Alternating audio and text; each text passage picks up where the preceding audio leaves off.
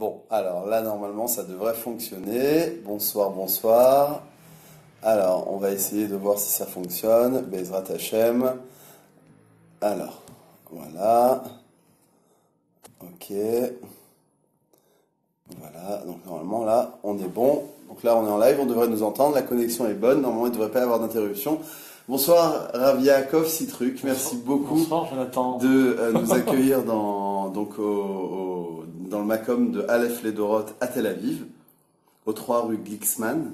Dixon. C'est les Ashkénazes, oui. Donc, Baruch Hashem, voilà, vous nous accueillez dans ces locaux extraordinaires où s'organisent quasiment toutes les semaines déjà des shiurim, avec votre frère le Rav Yitzhak Citruc, avec vous-même donc le mardi soir, des Shabbatot organisés et beaucoup d'activités qui sont faites autour du centre. Voilà, grâce à Dieu. Donc, Baruch Hashem, c'est tout nouveau, c'est tout récent. Je vous y invite, si vous êtes de passage à Tel Aviv, à venir voir le Rav Yaakov Citruc au centre Aleph à Tel Aviv. Il y a aussi le centre Aleph à Yerushalayim, Rav David Ameler, Numéro 10. numéro 10. Voilà, donc si vous êtes de passage à Yerushalayim ou à Tel Aviv, vous pouvez venir voir le Rav Yaakov Citruc. C'est la deuxième émission qu'on vous propose donc pour un live en direct, donc pour un format de questions-réponses en fait avec les internautes, avec les personnes qui ont liké la page donc donc Histoire de Paris, Histoire de Torah et Histoire du Rabbi et Parole de Torah. Et Baruch Hashem, vous êtes nombreux à nous avoir envoyé des questions auxquelles on va essayer de vous répondre ce soir grâce au concours du Rav Yaakov Citruc. Et on va essayer de commencer tout de suite. Donc les questions, vous avez compris le principe. Vous pouvez vous poser vos questions donc dans le fil de commentaires et on essaiera de vous répondre de la manière la plus concise, la plus claire possible, sans langue de bois. Ça, c'est toi qui dis. On peut parler quasiment de tout avec le Rav Citruc et ça c'est très agréable et donc on va pouvoir commencer tout de suite avec la première question d'internautes, donc pour le coup qui nous ont envoyé des questions en privé et donc on va commencer tout de suite. Alors c'est marrant parce qu'on avait parlé beaucoup la semaine dernière des conversions et apparemment c'est une question qui en tout cas de la part de nos internautes venant de France revient et assez récurrente. Une personne qui nous expliquait en fait qu'elle était en conversion. Alors pour le coup, c'est une personne qui habite en Guadeloupe, donc une personne qui est née guadeloupéen, qui s'est rapprochée en fait de Rabbi Nachman en allant à Ouman une première fois, et elle a découvert la Torah. Et en revenant en Guadeloupe, elle a décidé d'entamer une procédure de conversion. Une fois arrivée donc dans la communauté de sa ville, je sais plus c'était quelle ville en Guadeloupe, la communauté lui a dit écoutez, nous on peut pas vous accueillir, on peut pas vous recevoir, il faut d'abord vous inscrire au consistoire de Paris. Donc vu qu'il est en Guadeloupe, c'est un peu compliqué pour s'inscrire à Paris vu qu'il y a je sais pas combien de milliers de kilomètres. Et à Paris, ils lui ont dit d'abord rapprochez-vous d'une communauté et ensuite on pourra. Enfin voilà, donc si vous voulez, il était dans une situation assez complexe. De la synagogue qui lui demande de se rapprocher du consistoire, le consistoire qui lui demande de se rapprocher de la synagogue, et donc il était comme ça dans un espèce de dilemme, et donc lui a décidé, vu qu'on l'a accepté, ni là ni là, il s'est dit moi de toute façon je me sens juif, je suis shomer Shabbat, j'ai ma femme aussi qui est shomeret Shabbat, qui est shomeret Nida, donc qui sont shomeret mitzvot, on parle de gens qui sont assez avancés dans la pratique de la Torah et des mitzvot, et ils m'ont dit puisqu'ils ne veulent pas m'accueillir, je vais continuer mon petit bonhomme de chemin à pratiquer la Torah et les mitzvot et en croyant en Dieu, moi je me considère juif. Situation assez compliquée, donc il me posait la question de savoir quelle est la solution dans son cas de figure. Alors, les solutions, il n'y en a pas 36. Il faut absolument être converti, on va dire, de façon légale. Légale, c'est évidemment par rapport à la Torah. Quelqu'un ne peut pas s'autoproclamer juif. Ça n'a aucune valeur. Il peut vivre comme un juif, c'est très bien. Demain, ils vont vouloir se marier ou bien vouloir marier leurs enfants. Ils seront malheureusement pas considérés comme juifs. Ça veut dire quoi? Ça veut dire concrètement que pour devenir juif, il faut deux choses. La plus difficile, celle que vous avez faite, cher monsieur, si vous nous entendez. Et la deuxième, qui est plus compliquée mais moins difficile, c'est de faire valider ça par un rabbinat. C'est impératif. D'accord? Maintenant, il y a un problème technique, vous habitez loin, c'est vrai. Je crois d'abord que il faut vous rapprocher de la synagogue, même si c'est à titre pour eux d'observateur. Vous venez à la synagogue, vous la fréquentez, il faut qu'on vous connaisse un petit peu, pour qu'un jour on puisse dire, ben voilà, on connaît cette famille, on connaît ces gens, on les voit régulièrement. Et puis dans un deuxième temps, il faudra absolument aller, alors ou au consistoire si c'est en France, ou à la rabbanoute israélienne, au rabbinat israélien si c'est en Israël. Il faudra absolument, même si c'est un peu difficile, trouver une solution pour que vous puissiez faire valider votre conversion. Je l'ai dit la semaine dernière, la conversion est une démarche qui est compliquée, comment on dit, qui demande beaucoup d'efforts, beaucoup de conviction. Il faut s'accrocher, etc. Au bout du compte, si vous vous accrochez, c'est sûr que vous allez y arriver. Je considère que la sincérité, elle est porteuse d'un langage auquel personne ne peut résister, que tout le monde peut lire. Donc je vous souhaite juste d'abord beaucoup de courage. Je vous recommande de vous accrocher, de ne pas baisser les bras. Si vous voulez être juif, il faut être juif complètement. Pour être juif complètement, il faut se faire convertir par un rabbin et une rabbanoute. Voilà, ne baissez pas les bras. C'est le rôle des rabbins de vous décourager. Je suis franc, on en a parlé la semaine dernière. Mais ce sera aussi le rôle de vous accepter quand vous aurez accompli toute cette démarche. Ok, donc voilà, c'est une réponse assez claire. Il y a énormément de gens qui se posent la question.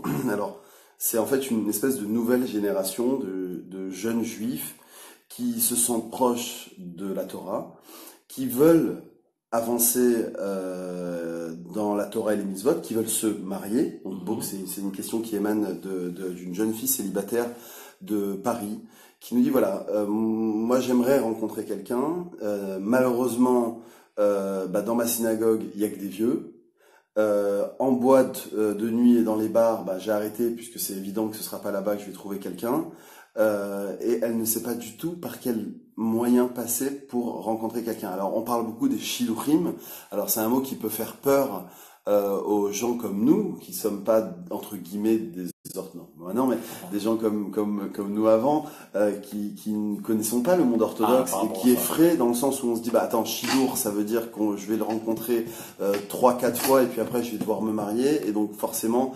le gap entre la vie d'avant, c'est-à-dire sortir avec une personne, éventuellement avoir un contact physique, puis même habiter avec avant le mariage, en fait, le gap entre là et là est tellement grand que beaucoup de jeunes aujourd'hui se demandent, mais comment ça se passe, comment on fait pour arriver de là à là?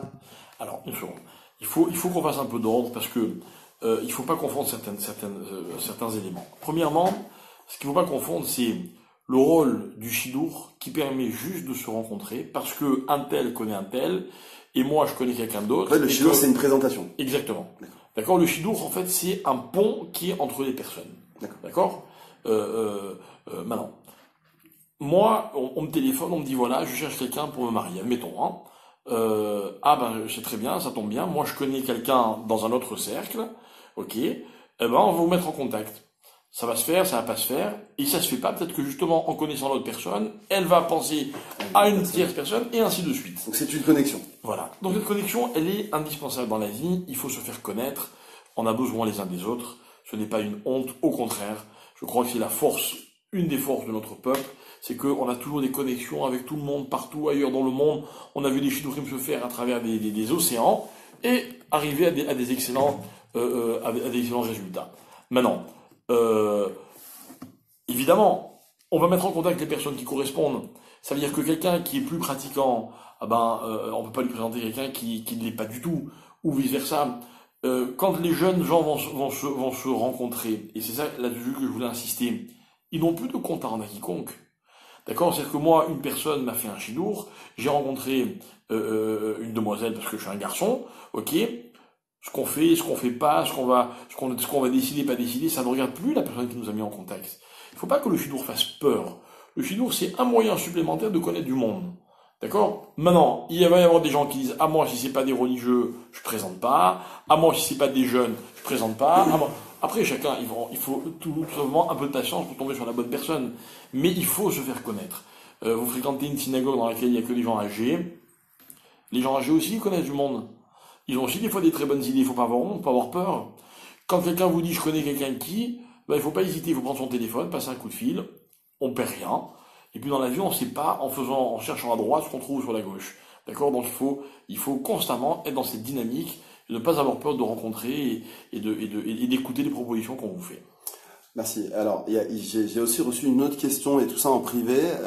Apparemment, bon, alors c'est très bien, les gens nous posent énormément de questions en privé, donc c'est un peu une certaine manière d'être anonyme. Vous pouvez aussi poser les questions directement dans le fil de commentaires, dans le fil des commentaires. Si vous avez une question à poser au Rav, ça pourra créer une espèce comment on appelle ça, une interaction, une interactivité entre vous et le Rav. Une question d'un jeune homme qui lui n'est pas très religieux, pas très pratiquant. Alors il m'expliquait qu'il n'était pas chômeur Shabbat, mais qu'il aimerait bien avancer dans la Torah et les mitzvot. Bon, il n'a pas grandi dans une famille religieuse et pas grandi dans des écoles juives, donc le cas est un peu compliqué. Enfin, est ce qu'il est en tout cas. Il a fait la connaissance d'une jeune fille qui, elle, pour le coup, est pratiquante, Shabbat, les fêtes, la cache-route, et aspire forcément à rencontrer un garçon qui soit religieux. Et donc, il y a un problème qui se pose. Lui veut avancer, elle aimerait un garçon qui soit déjà quand même assez avancé en Torah et qui est assez accumulé quand même un petit peu de connaissances pour pouvoir derrière avancer aussi de son côté à elle. Donc il y a comme ça dans cette rencontre un espèce de blocage qui se fait de son côté à elle, puisque lui aimerait avancer et, entre guillemets, la rejoindre si tant est qu'il pourrait la rejoindre. La réponse elle est très simple, à mon sens. Oui. La réponse elle est qu'on ne fait pas un mariage sur des promesses. D'accord? C'est-à-dire que des garçons qui promettent, ou des jeunes filles d'ailleurs, il y en a des tonnes, ok? C'est très bien, ça dénote une volonté certaine. Je comprends qu'une jeune fille, elle veut des preuves. Ok, ce garçon, j'ai un seul conseil à lui donner. Ce qu'il dit vouloir, il faut qu'il le montre. C'est tout. Je pense que si la relation, elle est vraiment bonne, le courant passe entre eux, mais que cette fille, elle a peur d'avancer, c'est parce qu'elle n'a pas encore vu. Maintenant, si on lui montre et qu'elle voit et qu'elle veut toujours pas avancer, le problème est peut-être ailleurs.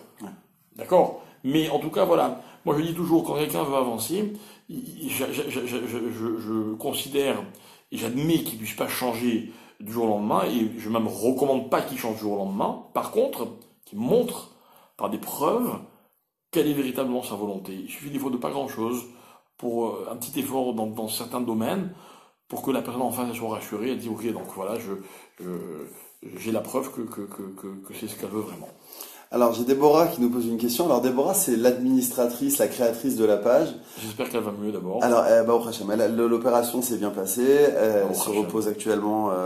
Donc on lui souhaite à Dvorah Chaya Bat Léa un prompt rétablissement, Bezrat Hashem, qu'elle puisse très rapidement se remettre et être en pleine forme. Et en tout cas, c'est tout ce qu'on lui souhaite.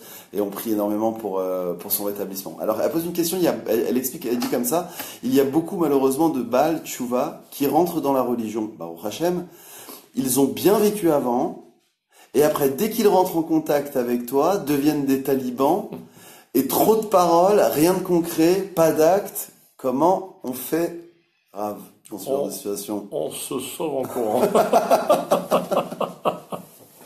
Non, mais je crois que la religion, il faut bien analyser les gens qu'on a en face de soi. La religion, des fois, elle devient un alibi. Des fois, elle est un mode de vie. Je pense que justement, dans une relation, quand on essaie de jauger l'autre, cette partie justement religieuse, hein, j'ai fait ça, lol, ouais, elle a fait ça. Cette partie religieuse, il faut vraiment l'analyser avec beaucoup de soin. Je pense qu'une personne, elle est vraiment motivée, elle veut vraiment avancer, ok, et surtout de quelle façon. Alors, à propos de talibans, j'ai quelques petits commentaires à faire, d'accord. Premièrement, la première valeur de la religion, c'est le respect. D'accord? Donc, si quelqu'un ne se sent pas respecté par l'autre sous prétexte qu'il n'est pas religieux, il y a deux certitudes. C'est qu'il n'est pas respecté et que l'autre, il n'est pas religieux, même s'il est pratiquant. Ok? Deuxièmement, les teshuvotes, hein, parce qu'on va dire en pluriel, la teshuva à la va-vite, où tout d'un coup on tire un trait sur un passé et que la personne, elle devient une nouvelle personne, hein, c'est dangereux. J'ai pas envie de dire j'y crois pas parce que je veux pas être non plus défaitiste, mais il faut se méfier. C'est quoi se méfier? Quand on a quelqu'un comme ça qui est en face de soi, il faut d'abord lui demander de définir ce qu'il est, au lieu de nous raconter ce qu'il n'est plus. Donc souvent les gens qui ont tiré un trait sur leur passé sont capables de dire j'ai été, je le suis plus, ça suffit pas. Il faut voir qu'est-ce que la personne elle est vraiment devenue. Et c'est sur ça qu'on peut baser une relation. Voilà. Maintenant, pour se construire, il ne faut pas non plus aller trop vite. On ne détruit pas ce qui a existé avant d'avoir commencé à reconstruire ce qui va exister dans le futur. Je l'ai très souvent dit à mes élèves que je voyais des fois avancer un peu n'importe comment ou un peu trop vite. Je leur disais évidemment que l'objectif est de faire teshuva, évidemment que chaque jour qu'on gagne est un jour de gagner, mais en même temps les choses doivent être consolidées.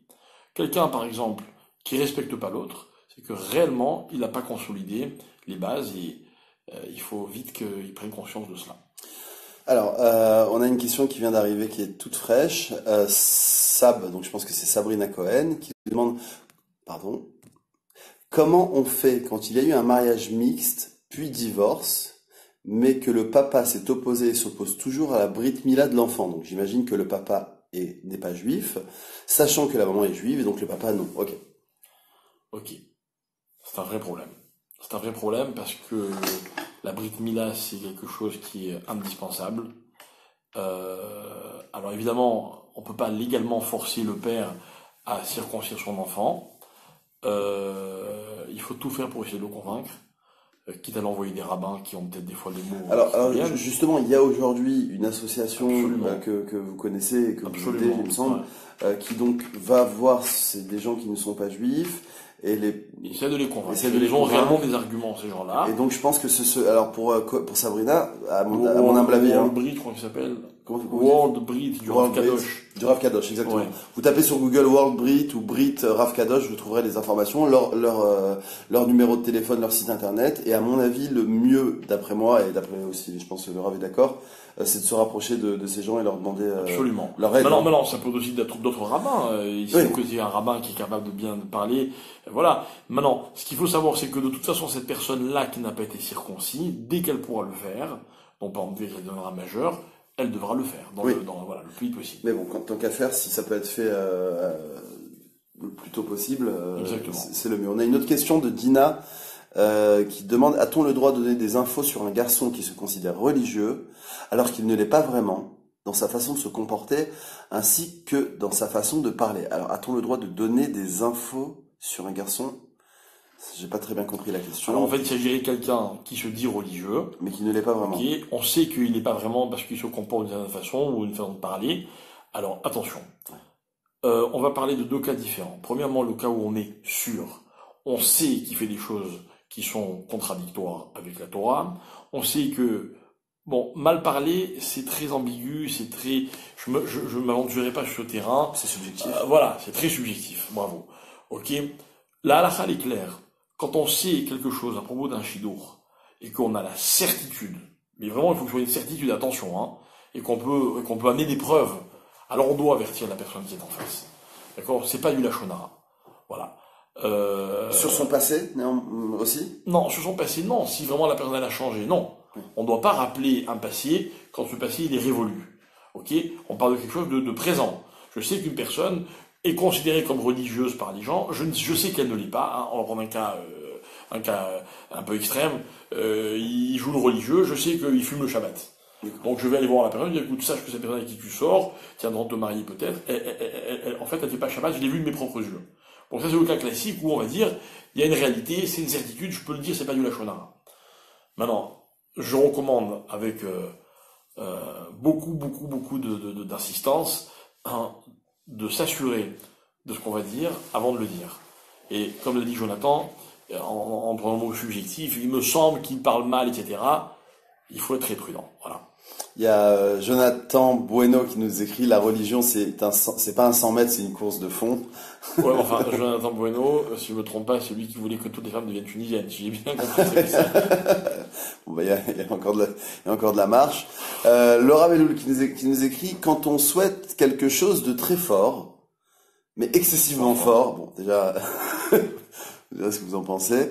La prière suffit-elle? Je suis marié, j'ai 2 enfants, de beaux enfants, en bonne santé, Baruch Hashem, tout va bien, mais on a tous un rêve. Alors, on va voir la suite. Désolé. On a tous un rêve. La force de la prière peut. Eh bien, on n'a pas la suite. Peut-être qu'on va la voir après. Bah voilà, on n'a pas besoin de la suite. Alors, je sais pas si je comprends pas. Donc en gros, est-ce que la prière peut suffire? Attendez. On va passer à la prochaine question. Non, pourquoi? Elle est très belle la question. Même si elle est comme ça. La force de la prière, c'est quoi? La prière, c'était le cours qu'on a fait ce soir. Je crois qu'elle a dit peut suffire. Peut suffire. D'accord. Point d'interrogation. Alors, on a expliqué ça dans notre cours de ce soir. On a dit comme ça, la prière, c'est la démarche de l'impossible. Ça, par définition générale, ce que je demande à Hachem, c'est quelque chose qui n'est pas, qui dépasse, qui sort de la raison.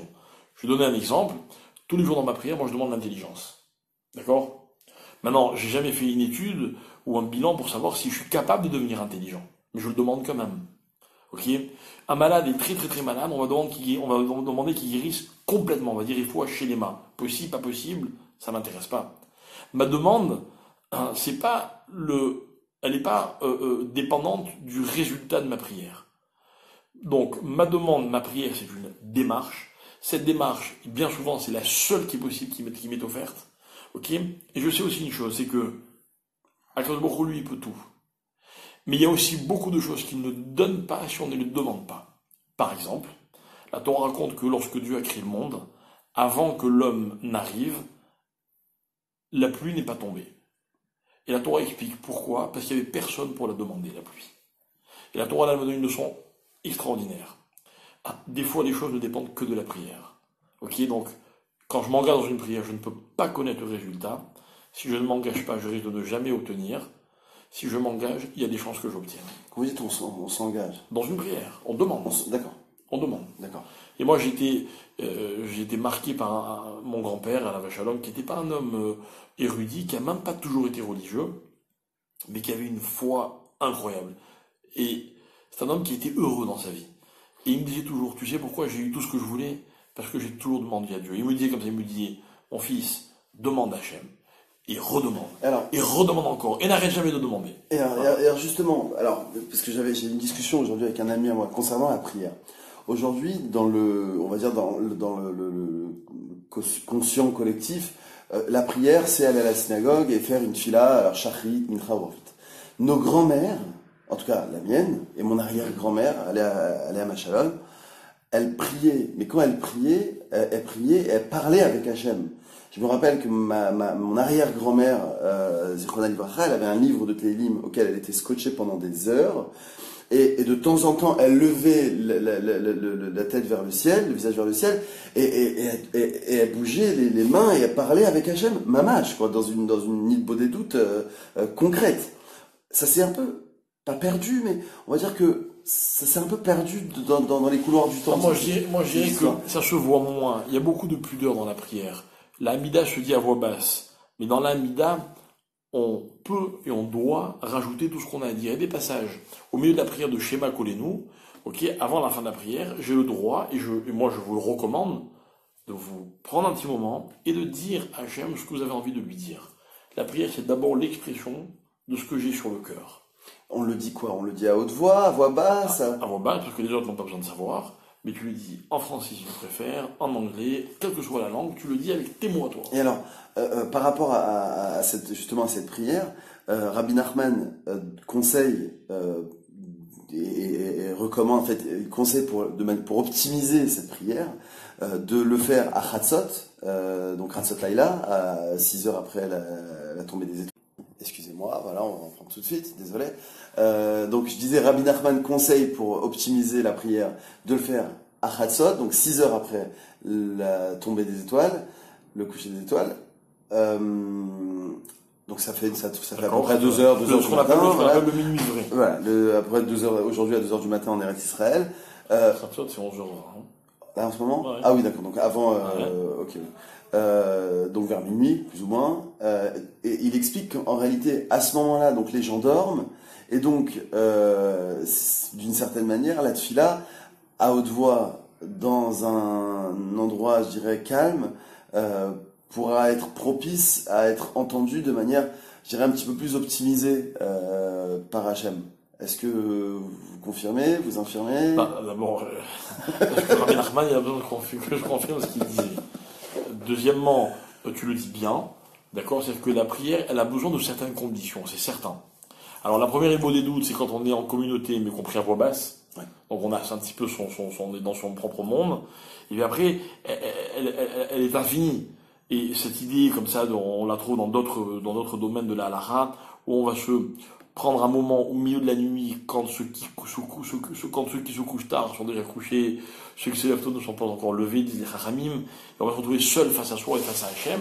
Alors évidemment, notre prière, elle a une intensité qui est encore plus forte. Puis il y a les portes de la miséricorde qui sont ouvertes. En plus, c'est un moment, c'est un retratson, etc. Absolument. Donc tout ça, c'est sûr que ce sont des circonstances qui font que. Mais moi, j'insiste en disant qu'on peut prier au volant de sa voiture, on peut prier dans son lit, même si on est dans un dortoir. L'idée, c'est que si quelqu'un veut vraiment optimiser, parce qu'aujourd'hui, on est dans l'optimisation, c'est-à-dire que les gens, mais attention, optimiser dans leur travail. Le danger, c'est que les gens risquent d'attendre que les conditions soient réunies pour. Or, il faut pas attendre. Tout à fait. Voilà, ça c'est pas une question. Alors, on a une question que je vois depuis tout à l'heure de Shmuel qui dit il est très difficile de trouver un conjoint. L'union est le plus important dans la religion et prime sur le degré de religiosité.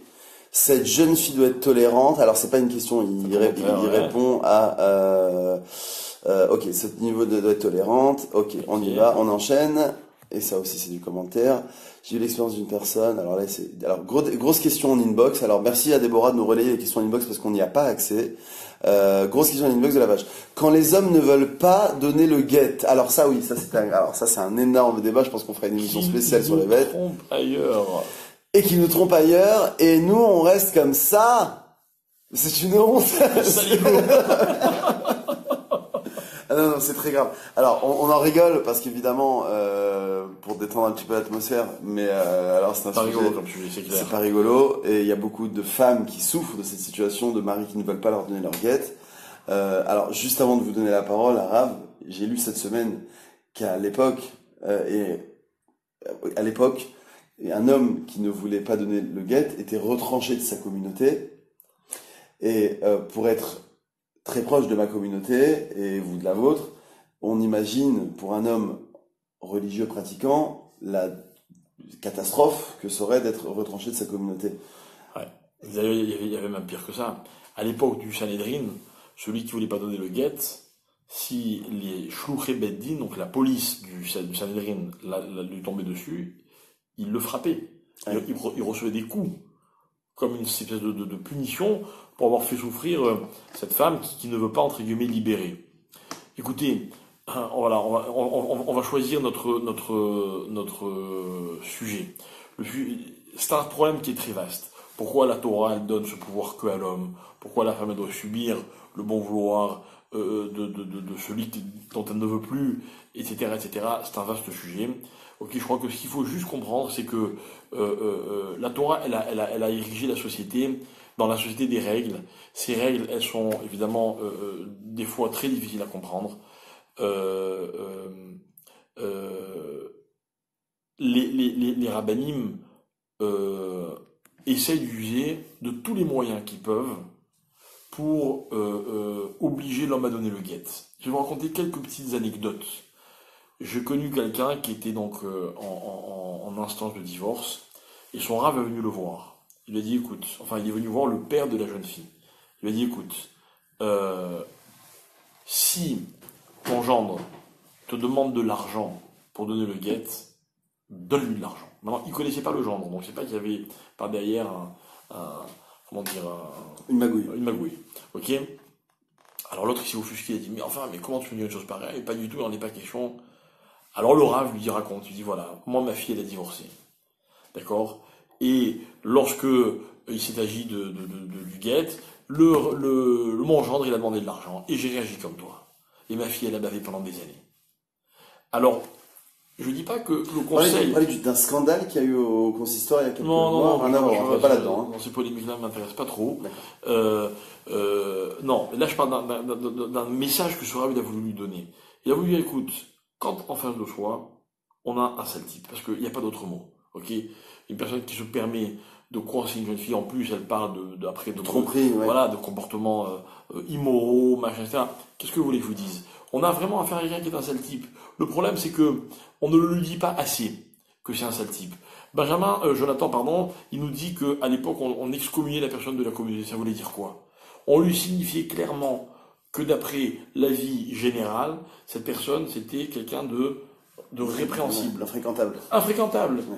On le recadrait. Aujourd'hui, malheureusement, la société a changé. La question que se posent beaucoup de femmes, c'est comment la Torah ou les Chachamim n'ont pas laissé à un moment donné une porte de sortie, je dirais, de secours à ces femmes qui se retrouvent dans des situations... Moi, je connais personnellement une jeune fille, et vous la connaissez aussi, on va pas citer son nom, qui a attendu son guet pendant 3 ans. Son ex-mari, aujourd'hui elle a eu le guet, était un pauvre type. Il y a eu des pressions des rabbinim, il y a eu des pressions des familles, il y a eu des pressions de partout.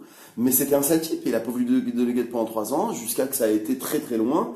Et malheureusement, cette femme s'est retrouvée dans une situation où pendant 3 ans, c'est long, elle se retrouve dans une situation où elle est bloquée. Alors, la question de ces jeunes femmes, c'est... Comment la Torah peut donner à l'homme ce tout pouvoir. Alors j'explique que les choses soient bien claires. La Torah, elle a donné des règles sur lesquelles vont être basées la vie du couple. Va être basée la vie du couple. Ok? Je crois pas qu'on puisse, comme ça, dans une émission où on parle que de ça pendant un très moment, je prépare mon sujet, etc. Mais pour répondre à une question, on est obligé d'être un peu concis.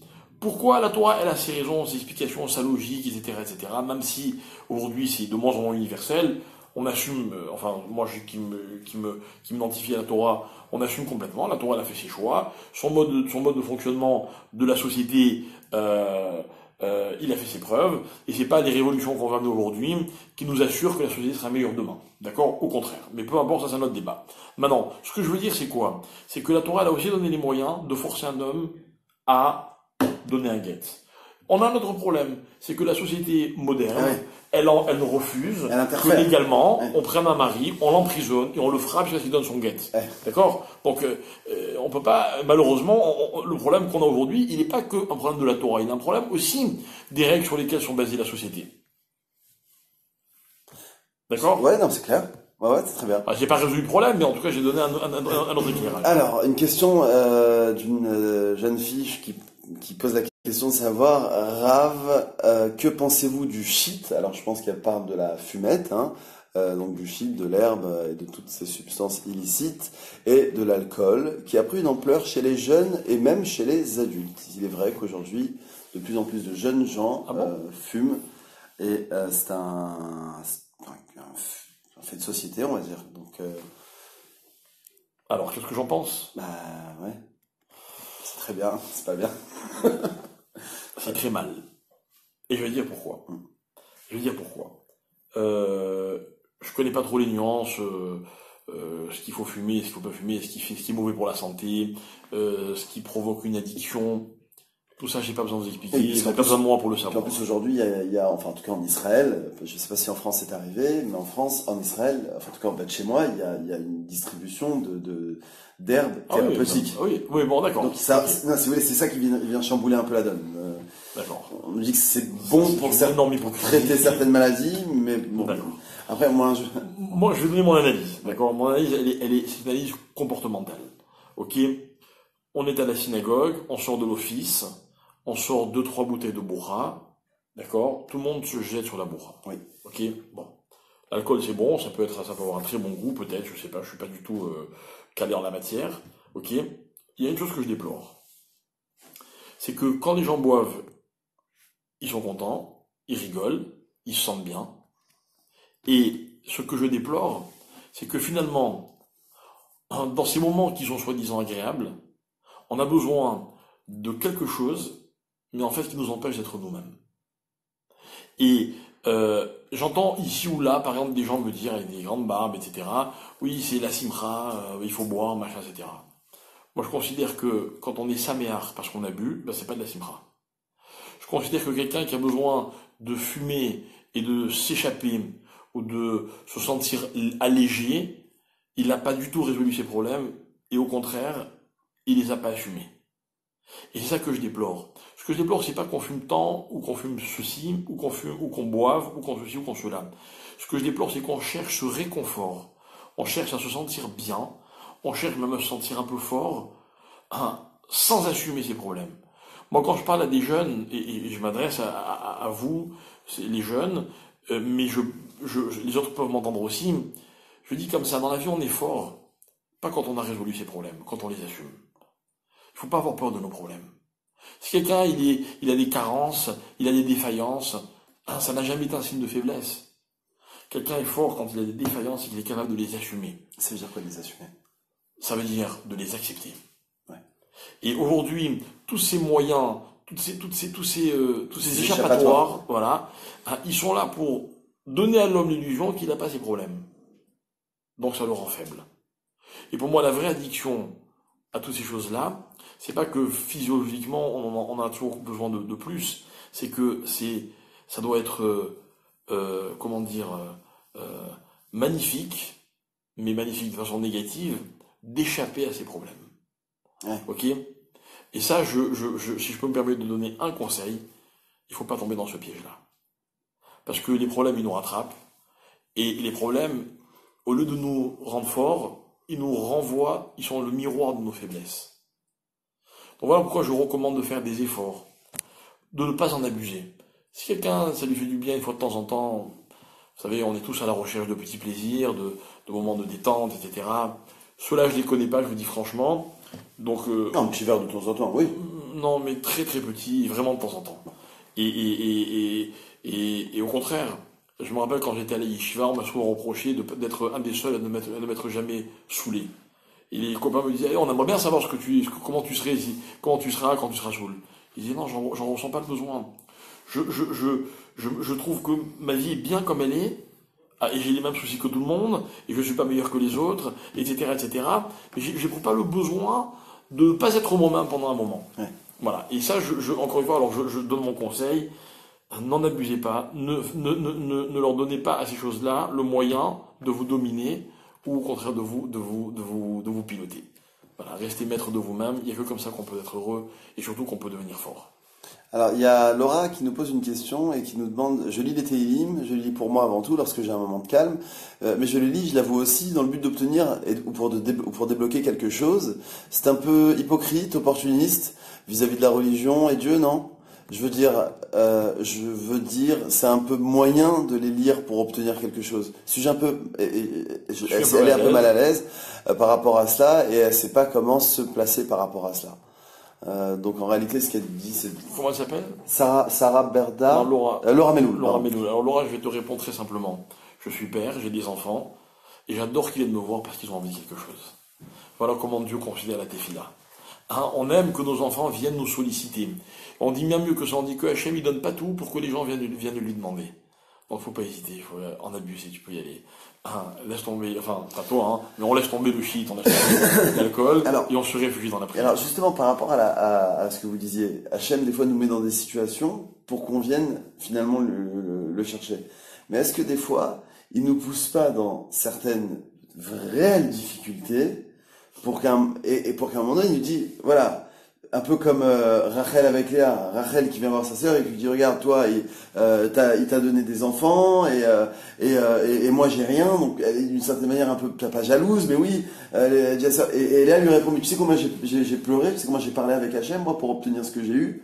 Sous-entendu, est-ce que toi t'as pleuré, est-ce que t'as parlé? Bravo, mais c'est ce que tu dis, on y a répondu dans la Torah. Quand on nous dit que justement Rachel était stérile, et qu'avant elle, Rivka était stérile, et qu'avant elle, Sarah était stérile, les Chaim m'expliquent, on en a fait un cours récemment, ils disent que c'est pas que l'épreuve, elle trouve sa solution dans la prière, c'est que la raison d'être de l'épreuve, c'est la prière. En fait, ce que veut Hachem, c'est que les hommes prient. D'accord? C'est-à-dire que j'explique à Laura notamment, mais à tout le monde. il faut bien comprendre une chose, c'est que comprendre la prière, c'est en abuser. Et c'est de ne pas être mal à l'aise avec la prière. C'est ça que Dieu veut. Je répète l'exemple du père ou l'exemple d'une mère. Il a envie que son enfant lui demande quelque chose. Regardez, faites un petit exercice. Quand quelqu'un de vos amis a eu besoin de quelque chose, et qu'au lieu de s'adresser à vous, il est allé demander à quelqu'un d'autre. Qu'est-ce que vous dites? Fallait me demander. Il aurait pu venir me voir. Voilà, il aurait pu venir me voir. On adore être sollicité. Voilà ce que c'est la prière. C'est juste un moyen de se rapprocher d'Hachem. C'est ce qu'il attend de nous. Voilà, il attend de nous aussi qu'on ait une espèce d'installer un espèce d'ordre aussi, c'est-à-dire dans le sens où d'abord on remercie pour ce qu'on a. Absolument.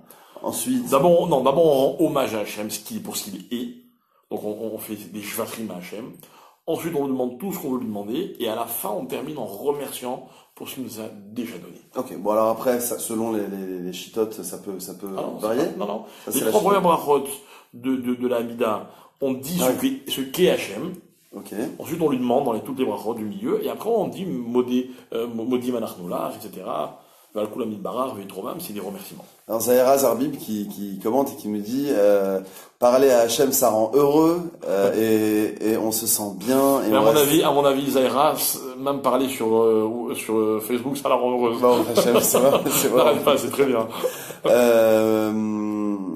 Audrey, pour en venir à la drogue et à l'alcool, échapper à ses problèmes pour mieux rester dedans. J'ai bien aimé. Ok, donc on continue, une bonne coupe de champagne. Bon, alors ça, c'est ok, d'accord, on va y arriver. Question. Quand un homme, alors c'est marrant parce que c'est une question que je voulais vous poser. Quand un homme avant le mariage est un ange et après le mariage tourne, sous-entendu, il tourne. On n'est pas tous des monstres, hein. N'assume ni le foyer ni autre, lève la main sur sa femme. Oh mon Dieu. Je me sens impuissante. Même pour en parler à sa famille. Waouh. Alors c'est quoi la question d'après toi? La question en réalité c'est que faire quand on se retrouve dans une situation où on s'est senti piégé, puisque avant le mariage c'était bien, c'est parfait, et après le mariage c'est l'homme ou la femme, hein, on fait pas dans le sexisme, s'est révélé être un monstre. Donc alors moi je reçois souvent des couples qui viennent me voir et je vais vous faire un aveu, mais je leur dis très ouvertement quand ça arrive. Il y a une phrase que je supporte pas. C'est quand il y en a un qui me dit je veux pas me faire avoir, je me suis fait avoir, je veux pas lâcher ceci parce que genre j'aurais perdu un combat. Dans un mariage, il n'y a pas de victime, il n'y a pas de vainqueur. Il n'y a pas de bourreau, enfin il n'y a pas de vaincu, il n'y a pas de vainqueur, il n'y a pas de bourreau, il n'y a pas de victime. Ok, ça n'existe pas. On peut passer sa vie à pleurer de ce que les autres nous font, de ce qu'ils sont devenus, de ce qu'ils ne sont pas, etc., etc. C'est pas comme ça qu'on avance. D'accord? Le mari en question, je veux pas jouer au moralisateur à 2 balles. Genre, c'est pas que tout le monde il est beau, tout le monde il est gentil. Le mari qui est violent, au fond de lui, il a envie d'être violent. Ou bien est-ce que c'est une situation qu'il n'arrive pas à gérer, et ça sort n'importe comment? Je n'excuse strictement rien. Ok, je veux donner au contraire du courage à celui qui a l'impression de subir. Et je veux dire la chose suivante. On a vu beaucoup de couples dans des situations qu'on croyait désespérées. Il a suffi qu'il y en ait un des deux qui s'accroche et qui veuille réparer pour que les choses, elles se déclenchent. Moi, je pourrais vous raconter des histoires pour illustrer ce que je veux dire. Mais, un jour, j'ai reçu un couple. Ça a duré très longtemps. Pas le rendez-vous, mais les rendez-vous qui s'enchaînaient, etc., etc. Et puis chaque fois, la femme me disait, c'est mes mots, mais c'est ce qu'elle voulait me dire, je suis malheureuse, je suis pas aimée, je suis ceci, je suis cela. Et un jour, j'ai craqué. C'était un soir tard, j'étais sur la route, je revenais d'un cours, et je me suis garé sur le côté, et je lui ai dit, madame, je vais vous dire quelque chose. C'est plus la peine de me parler, c'est plus la peine de m'appeler. Elle me dit, bon, pourquoi? Je dis, parce que je suis malheureuse, je suis pas aimée, vous comprenez, je suis pas le mur des lamentations, j'en ai rien à faire. Elle était très choquée, surtout que ça ne dénotait pas du tout mon sentiment, je crois qu'elle me connaissait assez pour le savoir. Je lui dis, non, c'est pas ça le problème. Le problème, c'est pas de vous lamenter sur votre situation et de dire je suis une victime et d'en pleurer. On va pleurer tous les deux, je vais vous offrir des mouchoirs, peut-être je vais en pleurer encore plus que vous, ou peut-être moins, peu importe, on va rien solutionner. Si vous vous dites pas plutôt que je suis malheureuse, je suis pas aimée, si vous vous dites peut-être, par exemple, je veux être heureuse et je veux être aimée, alors je suis prêt à vous expliquer comment on peut y arriver. Vous comprenez? C'est-à-dire que des fois les problèmes ne sont pas ce que l'on ressent, mais comment on se situe ou comment on se positionne par rapport à eux. Je reçois un couple, le mari frappe, d'accord, il est violent. Je dis à la femme, madame, vous voulez divorcer? Si vous voulez, vous avez tous les droits. C'est même normal, et peut-être même que c'est ce que vous devriez faire. Si elle me dit je veux, il n'y a plus de problème. Si elle me dit non, je veux pas divorcer, ça arrive. Ouais, Ok, alors très comment... souvent, les femmes on entend très souvent des femmes nous dire, bah, j'aime mon mari. Voilà. Je veux pas divorcer. Pourquoi j'aime mon mari? Parce qu'elle vous raconte Nombre de femmes elle vous raconte qu'il est violent, mais si vous creusez, elle vous racontera aussi qu'il y a des excellents moments, des moments magnifiques qui vivent ensemble. D'accord? Je parle pas de celle qui veut pas divorcer par dépit, les enfants, les sociétés là, non. Ça, c'est pas une bonne approche. Mais quelqu'un qui dit non, je veux me battre, je veux réussir mon couple. Il y a des moyens, mais à condition de ne plus se positionner en victime. Encore une fois, mon message, c'est pas de vous dire les torts sont partagés, c'est toujours la faute des deux. Non, non. C'est vrai aussi, mais c'est pas ça que je suis en train d'expliquer. Ce que je suis en train d'expliquer, c'est que dire je suis une femme battue ou un homme battu, ça existe aussi, hein. Je subis telle ou telle pression psychologique de la part de l'un ou de la part de l'autre. Les coups ne sont pas que physiques. Et les coups ne sont pas que physiques, absolument. C'est un constat. Ce constat, il est vrai, ok, il est important, mais il n'est pas la finalité. Voilà. Donc ça demande évidemment un grand effort, mais l'effort souvent il vaut la peine quand on veut sauver son couple. D'ailleurs, la première question que je pose à un couple quand il m'a exposé ses soucis, c'est est-ce que vous voulez vous battre? S'ils me disent oui, en général, je m'arrange pour qu'ils le fassent. Alors à ce moment-là, on réfléchit à des solutions. Ça fait déjà presque 1 heure qu'on est avec le rabbin Citru qui vraiment vous remercie de ce temps. On sent pas le temps passer. Hein, on remercie aussi votre femme qui tolère et accepte tout ça. Vraiment, on la remercie, Gila, merci beaucoup.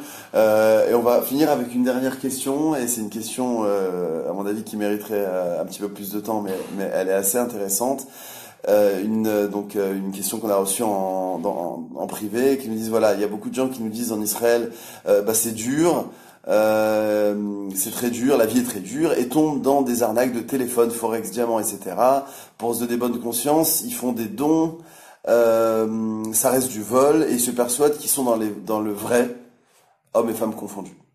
Alors, j'aimerais juste par rapport à ça, parce que ils font des dons à des synagogues et souvent à des rabbins qui ont connaissance de l'origine des fonds.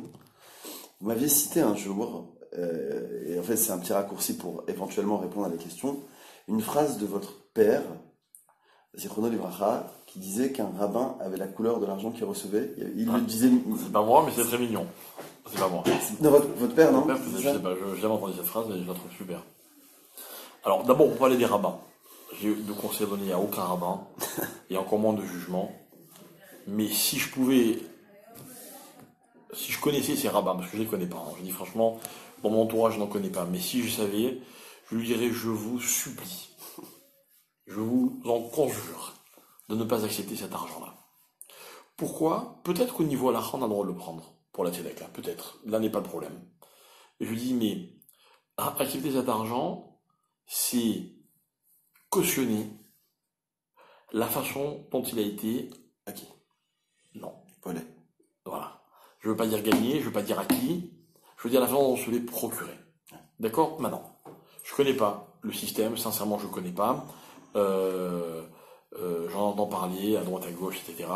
C'est un fléau, quoi. C'est une catastrophe. C'est une pandémie en Israël. Hein. Jonathan et moi, on en a parlé de nombreuses reprises. Et je lui ai expliqué, j'ai fait un cours une fois, tu te rappelles, à Shavuot. Ouais. Il y a des gens qui ont quitté la salle au milieu de la nuit parce que le cours a duré toute la nuit, etc. Il faut dire les choses clairement. Ok, premièrement, dur ou pas dur en Israël, c'est pas comme ça qu'on va solutionner le problème. D'accord? Si on fait ça à l'IA parce qu'on est convaincu que l'avenir spirituel d'une personne et l'avenir du peuple juif en tant que âme Israël, il est en Israël, ok? Alors, on doit être convaincu aussi que voler c'est assourd. Ok? Donc c'est une contradiction qui est une hypocrisie monstre de laquelle il faut sauver les gens.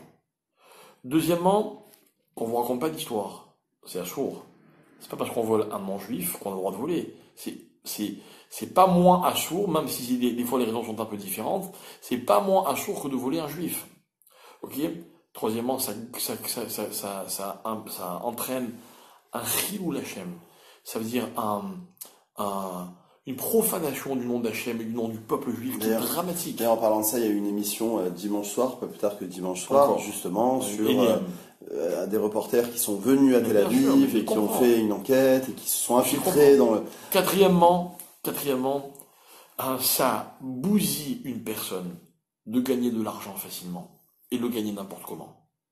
Il faut dire à ces gens que s'ils n'apprennent pas à ce que c'est que travailler, s'ils n'apprennent pas la difficulté de gagner de l'argent, ils en connaîtront jamais la valeur et ils se dévalorisent eux-mêmes à leurs propres yeux, aux yeux de leurs enfants, aux yeux de leurs conjoints, aux yeux de leurs amis. C'est pas vrai, il ne faut pas croire quand on fait le malin parce qu'on a gagné de l'argent n'importe comment et que les autres nous regardent, on est admiré. On n'est pas admiré, au contraire, on est méprisé. Il faut leur dire. Cinquièmement, on apprend aux plus jeunes à vouloir de l'argent. L'argent, ça devient une finalité. À n'importe quel prix, on veut de l'argent. Mais jusqu'où ça va aller? Les vraies valeurs de la vie, c'est le travail. C'est de suer pour gagner de l'argent. C'est pas moi qui le dis, c'est la Torah. L'argent, il a une valeur. Maintenant, vous croyez... Je vous pose une autre question, maintenant, je reviens au problème de Eretz Israël. Vous croyez que Hachem, pour lui, il peut pas nourrir une famille si elle va pas voler de l'argent? C'est enlever à Hachem toutes ses capacités, toutes ses possibilités. Moi, j'ai confiance en Dieu. Moi, je considère que il peut me donner de l'argent, même si je suis honnête. Et j'ai même envie de dire, surtout si je suis honnête. Oui. Donc, il faut aider les gens à sortir de cette illusion. Il faut leur faire prendre conscience des dangers que ça implique. On reçoit des coups de fil, une dame qui nous raconte que son fils, excusez-moi, c'est un gamin, il a 19 ans, 20 ans, il a gagné de l'argent n'importe comment. Il commençait à faire n'importe quoi, et un jour ses parents ont dit, jamais tu feras ça chez nous, on n'accepte pas. Vous savez ce qu'il leur dit? Il leur dit, taisez-vous ou je vous achète votre maison. C'est puéril, mais ça montre jusqu'où l'enfant il est allé. Ouais. Il faut protéger nos jeunes. Il faut leur apprendre la valeur du travail, la valeur non pas de ce qu'on obtient, mais de ce qu'on fournit comme effort. Encore une raison. Ça crée un antisémitisme qui est redoutable. Redoutable. Le Rav Brand de Sarcelles a raconté un jour une histoire dans un cours. Je vais la raconter brièvement. Je l'avais raconté à Shavuot. Il dit comme ça, c'est dans un immeuble parisien, à l'époque de la guerre 39-45. Il y a une famille, on va les appeler les Cohen, et une autre famille qui s'appelle les Lévi. Cohen va voir le concierge, le gardien d'immeuble, il leur dit, écoute, si la Gestapo vient, je t'en prie, dis-leur qu'ici, il n'y a pas de famille Cohen. Oh oui, t'inquiète pas, je te couvrirai. Monsieur dit, alors le concierge dit, monsieur le concierge, je t'en prie, si la Gestapo vient, dis-lui qu'il n'y a pas de Lévi dans l'immeuble.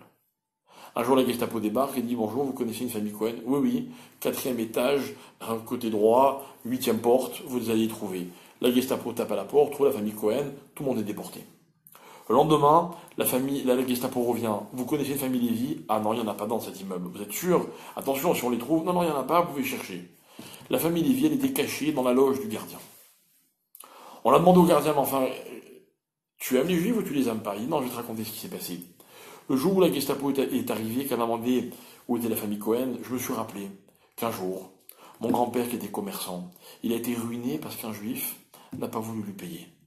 Et depuis, mon grand-père m'a expliqué que les Juifs étaient tous des voleurs. Alors je me suis dit, mérite de mourir. Alors comment as-tu sauvé la famille Lévi? Parce que ce jour-là, je me suis rappelé que mon père, il avait un magasin, et que parmi ses clients, un jour, il y avait un Juif. Et que ce Juif, il a fait faillite. Et qu'il a dû partir. Et mon père, il pensait que ce Juif, il ne paierait jamais, il ne pouvait pas, il avait tout perdu. Des années après, le Juif est revenu. Il est allé le voir dans son magasin, il lui a dit, tu te rappelles de moi? Il dit, voilà, j'avais une dette, je suis venu te la payer. Je me suis refait, j'ai gagné de l'argent, je te donne ce que je te dois. Je me suis rappelé de cette famille, je me suis dit, les Juifs, il faut les protéger. Je ne sais pas si cette histoire, disait Rav Brandt, elle est vraie ou elle n'est pas vraie. Mais on a envie de croire qu'elle est vraie. Parce que c'est ça la réalité des choses. Parce que cette personne à qui on a volé son argent, qui est une grand-mère qui habite en Franche-Comté ou dans le Languedoc-Roussillon, elle sait que ça vient d'Israël. Et elle va raconter à son fils ou à son enfant, ou à son petit-fils, que des juifs l'ont arnaqué. Et allez savoir si ce petit-fils, un jour, il ne sera pas ministre en France, ou élu local, ou il n'aura pas un pouvoir quelconque. Et il ne va pas nourrir un antisémitisme qui peut être mortel, il ne faut pas avoir peur des mots. Vous expliquiez dans ce shiur que vous aviez donné à Shavuot, je ne sais plus c'était quelle source, que beaucoup de xérotes qui venaient sur le Ham Israël venaient du Gezel. Exactement. C'est-à-dire qu'on attire sur nous des forces qui sont négatives. Maintenant, à part ça, mes chers amis, quand on a quelque chose chez nous qui ne nous appartient pas, qu'on a volé, et que la personne à qui on a volé, elle ne nous a pas pardonné, ce qui est le cas pratiquement dans tous les vols, elle ne peut pas nous apporter la bracha, au contraire, chas v'shalom, elle apporte le contraire de la bracha. Alors je ne veux pas être l'oiseau de mauvais augure et dire des paroles négatives, mais comprenez jusqu'où ça peut aller. Il faut aider ces gens, il faut leur expliquer que ce qu'ils font c'est mal. Oui. Et même s'ils sont des fois, soi-disant, sous l'aile de gens qui paraissent très religieux, ils commettent une grave erreur. Je le dis à chaque fois que j'en ai la possibilité, et je le répète, et merci de me donner encore une fois cette chance. Il faut que les choses soient claires, il faut leur dire, il faut protéger nos enfants, il faut protéger nos jeunes, il faut leur dire que l'argent mal gagné, d'abord, il ne donne pas de satisfaction, il n'est pas porteur de beracha, et au contraire, et qu'un enfant, il faut l'apprendre à découvrir le plaisir d'un effort. Quand un enfant veut du chocolat, je l'ai dit de nombreuses reprises dans mes cours, avant de lui donner, il faut qu'il le mérite. Pas pour lui faire payer le chocolat, pour qu'il l'apprécie quand je le lui donne. Alors voilà, moi je souhaite à tous les gens qui travaillent d'apprécier ce qu'ils peuvent gagner. Ce sera possible que s'ils ne le gagnent pas n'importe comment. Et puis pour rassurer les gens qui nous regardent et qui ont envie de monter en Eretz Israël, c'est quand même, pour vous rassurer un petit peu, il y a énormément de start-up, de sociétés, d'entreprises internationales qui se sont installées en Israël. Il y a du travail. C'est le pays de la bracha, il y a de la parnassa, exactement. Il faut s'accrocher et le miracle il arrivera un jour. Et il y a du travail dans quasiment tous les corps de métier. Il ne manque pas du tout de travail en Israël. On est dans le plein emploi, on est autour des 5% de chômage. On est loin d'être un pays en crise. Je m'excuse de donner des exemples qui sont peut-être un petit peu triviaux, mais à ce moment-là, pourquoi ne pas faire pire? On peut vendre son corps pour gagner de l'argent si c'est difficile de trouver une parnassa. Je trouve à la limite. C'est quoi la limite? Alors pour moi, la limite, c'est la Torah. La Torah dit, j'ai le droit, je fais. La Torah dit, j'ai pas le droit, je fais pas. Voilà. Et je cherche pas à expliquer la Torah comme moi j'ai envie de la comprendre. Un petit truc. Voilà, c'est toujours un plaisir avec toi, Jonathan, parce que vous posez moi, des bonnes questions. Je serais resté là encore longtemps, mais voilà, il est minuit. Il est minuit. En tout cas, vous posez des bonnes questions, mais Jonathan, il les fait bien vivre vos questions. C'est un plaisir de vous retrouver. Merci donc, pour tout. voilà, j'espère une prochaine fois. Mardi prochain. Il n'y aura peut-être pas cours. On a décalé notre cours de mardi à mercredi. Eh ben, on fera ça mercredi. Avec plaisir. Je vous remercie beaucoup, Rav. Merci beaucoup. Merci à tous d'avoir participé à ce live. Et puis, on vous donne rendez-vous. Alors, pas mardi prochain, mais mercredi prochain. En attendant, on vous demande, j'ai eu aujourd'hui le Shamash, donc le secrétaire du Rav Besançon, pour avoir un petit peu des nouvelles. Donc le Rav Besançon, donc Yitzhak Israël Ben Fortuné, si vous pouvez prier pour lui. Le Shamash du Rav m'a dit qu'il faut vraiment prier, puisque le Rav ne sent pas très bien et que les résultats des examens qu'il a fait ne sont pas encore tombés, mais il faut prier. Voilà, donc je vous demande s'il vous plaît d'ouvrir un livre de Tehillim. Il y a un Tehillim en particulier, Rav Tous les Tehillim sont bons à dire. Maintenant, le Tehillim 20 et le 121 et le 130. 20, 121, 130. Donc pour la réfoua Shelema de Israël Yitzhak Ben Fortuné, donc le Rav Besançon qui m'est très cher et qui nous est très cher à tous, qu'il a apporté énormément au Ham Israël et il continue de le faire. Donc je vous demande de prier pour lui et évidemment aussi pour tous les malades d'Eretz Israël Bezrat Hashem, qu'on puisse accueillir bientôt le Mashiach Techef ou Miyad Mamash avec la Géoula pour tout le monde. Alors, et la réfoua. Je voulais vous dire que moi je suis pas très branché Facebook, donc je reçois pas tous vos commentaires, mais j'en ai vu plusieurs et merci beaucoup de vos mots gentils, de vos encouragements, et moi aussi c'est un grand plaisir de vous retrouver. Voilà. Okay. Merci beaucoup, merci à tous, à bientôt. Au revoir.